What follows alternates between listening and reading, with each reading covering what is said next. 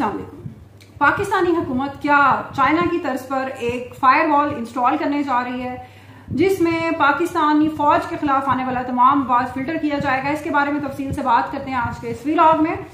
सबसे अहम चीज जो इस वक्त जिसको देखने की जरूरत है बगौर, वो है इमरान खान की बाहर आने के बारे में पाकिस्तान तहरीक इंसाफ का जो इस वक्त तर्जुमान है उनका क्या रवैया। उनका रवैया ये है, अगर आप एक तरफ रऊफ हसन और आरिफ अलवी के खास तौर पर हालिया बयानात को देखते हैं तो उनका रवैया यही है कि ठीक है इमरान खान अंदर है, अच्छी बात है, तो हम तो मुज़ाकरात सिर्फ फौज से ही करेंगे, एस्टेब्लिशमेंट से ही करेंगे। और इमरान खान साहब को भी इसी चीज पर पुश किया जा रहा है क्योंकि जाहिर है अगर जब इमरान खान ने बाहर आना है तो इन सब की दुकानें तो बंद हो जानी। आरिफ अलवी का तो वैसे ही पार्टी में कोई स्टेक बाकी नहीं रह गया, उसके बेटे को तो टिकट नहीं दिया गया था और उस वक्त शेर अफजल मरवत साहब ने कहा था कि मैंने इनका टिकट रिजेक्ट करवाया। कराची से वैसे भी उन्होंने खैर हारना ही था। बहरहाल तो ये इस वक्त सूरत हाल चल रही है और आरिफ अलवी साहब का जो उसमें बयान है उससे आपको पता चलता है कि तहरीक इंसाफ के जितने भी रहनुमा इस वक्त आपको नजर आ रहे हैं बाहर, वो किस कदर गैर संजीदा हैं इमरान खान के बाहर आने के बारे में।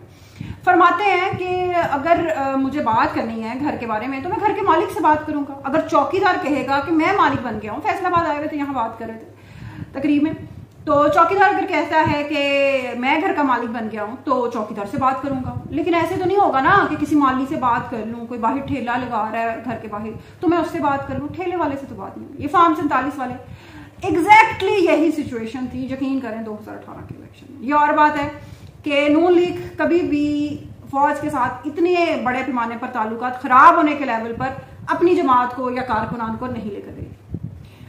यही वजह है कि कुछ ही अरसे में उन्होंने अपने ताल्लुकात ठीक भी कर लिए।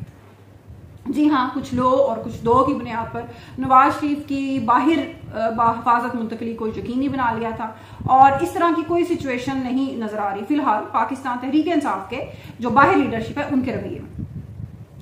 गर्मी का मौसम इतना शदीद है और इमरान खान को एक एयर कूलर दिया गया और एयर कूलर्स अगले जो मानसून का मौसम आना है उसमें तो वैसे ही बेअसर हो जाने, एक हबस और नमी का मौसम है तो ऑब्वियसली एयर कंडीशन में रहने वाले लोग उनके लिए इस तरह रहना बहुत मुश्किल है और वॉशरूम भी सेल के अंदर है। ये सब चीजें ऑब्वियसली जेल होती है। अगर आप ये अब इसमें बकवास बैठकर शुरू कर दें कि बहुत ही VIP सूरत हाल दी हुई है इमरान खान को, तो ये झूठ है, ये लव है।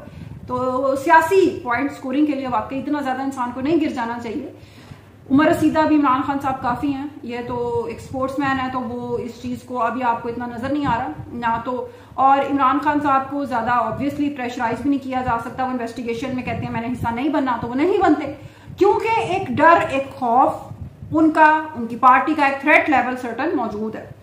यही वजह है कि बड़ी तरीके से रातों रात फायरवॉल इंस्टॉल करने का प्रोग्राम बनाया गया। ये मंसूबा काफी अरसे से चल रहा था, इसके ऊपर बातचीत भी हो रही थी और चीन के साथ जो बढ़ती हुई पाकिस्तान की कुर्बतें हैं, ये एक चीज जहन में रखा करें कि चीन है या ईरान, सऊदी अरब या ये आपके बहुत जो करीब में ममालिक हैं जिनकी सिचुएशंस को आप बहुत ज्यादा आइडलाइज करते हैं कि बहुत ज्यादा खुशहाली और ये सारा कुछ, फ्रीडम ऑफ एक्सप्रेशन वहां पे भी नहीं है, आजादी इजहार राय की वहां पे भी आपको उस तरह आप नहीं कर सकते।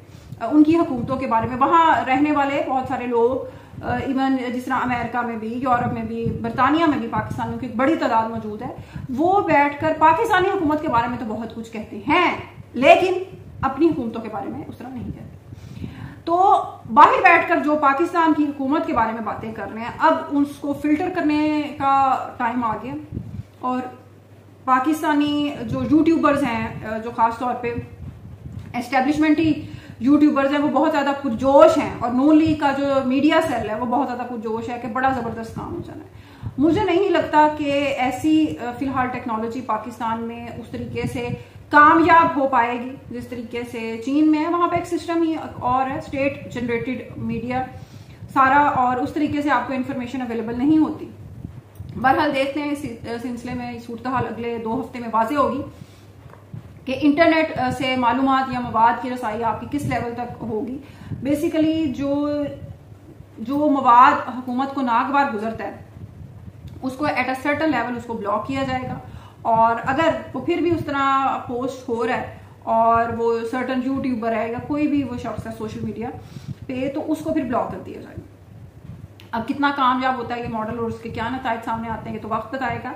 बहरहाल ये इस वक्त सूरत हाल है। हत्ता के इज्जत का भी कानून बड़ी उजलत में मंजूर कर लिया गया और गवर्नर पंजाब जो पाकिस्तान पीपल्स पार्टी से हैं सरदार सलीम हैदर, वो रुखसत पे थे, तो साथ ही जो स्पीकर साहब थे उनको जोश आया, उन्होंने कहा जल्दी जल्दी मौके का फायदा उठाएं क्योंकि टाइम ना निकल जाए तो जल्दी से नंबर बना लें। मलिक अहमद खान आप जानते हैं कि पाकिस्तान मुस्लिम लीग नून का एक बहुत नुमाया और ताकतवर चेहरा है और पार्टी पॉलिसी की आवाज आप समझ लें वो हैं।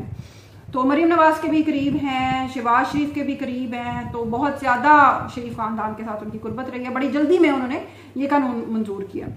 हाई कोर्ट में ये बहरहाल चैलेंज हो चुका है, देखते हैं कि इसमें क्या सिचुएशन इसमें आती है सामने। ऑब्वियसली सहाफ़ी तंजीमें इस पर एहतजाज तो करेंगी क्योंकि उससे फिर सारा ये आपका, क्योंकि इसमें लॉज और उसमें सजा ऑब्वियसली बहुत सख्त भी बताई गई है और कानून में उस पर आपके केसेस को जो आपने खत्म करना है वो भी जरा कम टाइम है, 3-4 महीने का टाइम है। तो ये चीज है।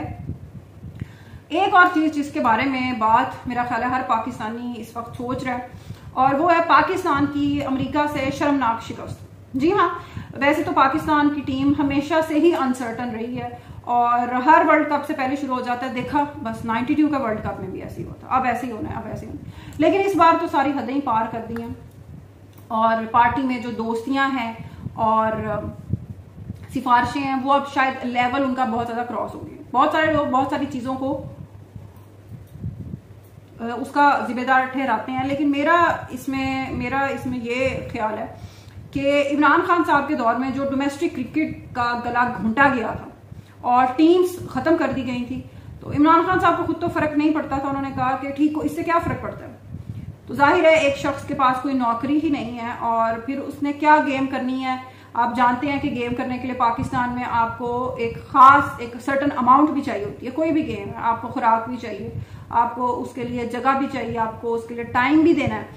तो जब आपके पास कोई प्रॉपर आपके पास कोई अर्निंग का सोर्स ही मौजूद नहीं है तो जाहिर है इसमें करना मुश्किल है। तो वो एक जो सर्टन ढांचा था, एक स्ट्रक्चर था क्रिकेट का जहां से प्लेयर्स बनकर आते थे, वो सारा ही वाइप आउट कर दिया गया। तो जाहिर है उसके फिर असरात सामने नजर आने थे और वो ऑब्वियसली आ रहे हैं क्योंकि पहले 2-3 साल तो पुराने प्लेयर्स निकाल गए, लेकिन अब वो असरात नजर आ रहे हैं। चाहे आप उसमें मोहसिन नकवी को उसका जिम्मेदार ठहराएं, मोहसिन नकवी को छोड़कर आप इमरान खान को भी ले आए तो भी वो रातों रात इस क्रिकेट टीम की हालत को बेहतर नहीं कर सकता। जहां कुछ खिलाड़ी कप्तान को हराने के लिए लड़ रहे हैं और कुछ खिलाड़ी ये सोचकर खेल रहे हैं कि हमने हारना ही हारना। तो ऐसी टीम को कोई भी नहीं जिता सकता जो पहली सोचकर उतरी हुई हो कि हमने हारना है। दूसरी बात आपको इस पे ये भी समझने की जरूरत है कि पाकिस्तानी क्रिकेट के अलावा इंटरनेशनल क्रिकेट में भी बहुत ज्यादा गैम्बलिंग, और ये बात तो इमरान खान साहब अपने बहुत सारे इंटरव्यू में भी तस्लीम कर चुके हैं। एक जमाने में ये चीज भी सामने आएगी कि 92 का वर्ल्ड कप कैसे जीता गया था। तो ये हर जगह फिक्सिंग, जुआ, ये सब चीजें पाकिस्तानी क्रिकेट के अलावा और जगह पे भी चल रही होती हैं। बहुत सारे दुनिया के और क्रिकेटर्स भी उनके ऊपर भी इल्जामात लगे, उन्होंने भी रिटायरमेंट ली, उनको भी निकाला गया टीम से। लेकिन पाकिस्तानी क्रिकेट का कुछ लेवल क्रिकेटर्स का इसमें कुछ ज्यादा ही हाई है। तो अब ये जरा ज्यादा ही सामने नजर आना शुरू हो गया क्योंकि अब वो बिल्कुल ही जो नीचे से बेस थी वो सारी खत्म हो गई है। तो अब ऊपर इसी किस्म का आजम खान और इस किस्म के ही आपको मटेरियल्स नजर आने हैं। इमरान खान के बारे में नवाज शरीफ साहब ने एक बड़ी जबरदस्त बात कहते हैं कि बेशक मेरी तरफ से 2-2 AC लगवा दें। ये उसी तरह की एक जहालत है जिस तरह की इमरान खान साहब ने एक बोंगी मारी थी अमेरिका में, जो ओवरसीज यूथ थी और पाकिस्तानी थे, और बहुत ज्यादा उन्होंने हाई फील किया था कि इमरान खान कह रहा है और नवाज शरीफ तुम्हारा मैं जाकर पाकिस्तान AC तो उतरवाऊं ना। बिल्कुल उसी तरह की बेवकूफी नवाज शरीफ साहब ने की है। ये ना तो नवाज शरीफ का काम है कि वो इमरान खान के AC लगवाए और ना इमरान खान का काम था कि वो नवाज शरीफ के AC उतरवाता।